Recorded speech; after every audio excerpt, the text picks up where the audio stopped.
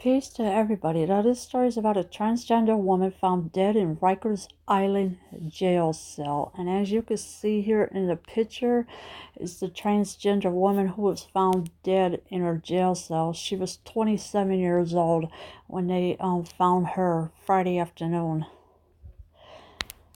A transgender woman died inside a jail cell of New York's notorious Rikers Island on Friday afternoon, leading to calls for a thorough investigation. And so she died Friday afternoon.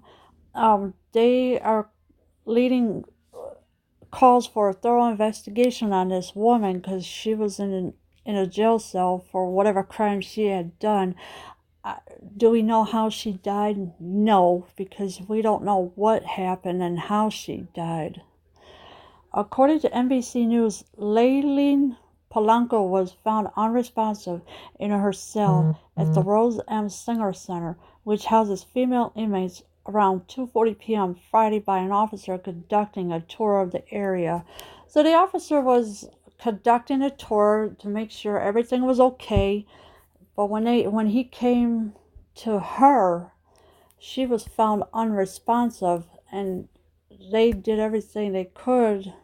I guess he must have called the other officers to come help. Staff attempted to revive Polanco, performing CPR on her until medical staff arrived about 11 minutes later. However, after about an hour, the 27-year-old was declared dead.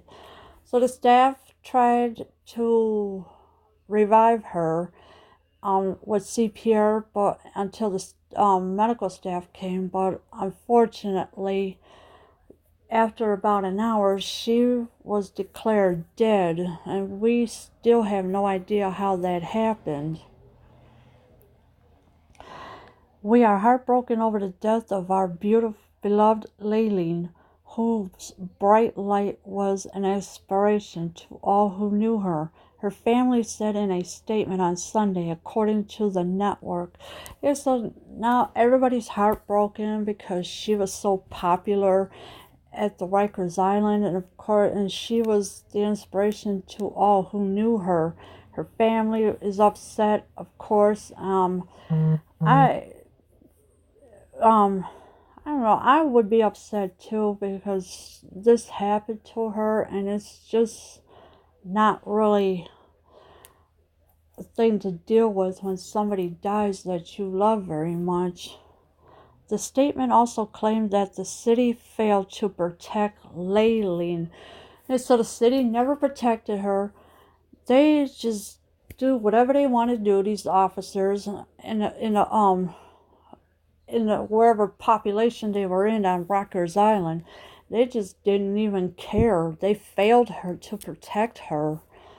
The family demands answers, and we are entitled to them, the statement said. Yes, so added, I'm sorry. Yeah, so the family wants answers on how she died and why did she die. Did somebody poison her? I don't know. Did somebody kill her? I don't know. So, it's just really hard to figure things out when somebody is unresponsive at a jail cell. Polanco's cause of death is still undetermined. However, the Department of Corrections has said that violence was not involved. All right, so there was no violence involved, so how else could she have died? Was there a heart attack, maybe? Don't know. Maybe whatever caused her death is something not good, as obviously. She's was one of the beloved inmates at Rikers Island. This is a tragic loss, and we extend our deepest condolences to her family. Correction Commissioner Cynthia Brand said, "We are conducting a full investigation as the safety and well-being of people in our custody is our top priority." All right, so now they're still, yes, they are going to keep conducting a full investigation to figure out how she died, because right now we don't know what's the cause of her death. And of course, the corrections officers, they're not all there half the time because they just don't care about half the people there. and they just, whenever the inmate needs medical attention, the correction officers, they just don't care. They just say, oh no, it's just let that person die. Well, guess what? Rikers Island is going to get a thorough investigation to figure out how Layleen Polanco had died. And once they figure that out, well, the corrections officers are going to probably be in trouble for not helping her. Leaving your comments below. I am out.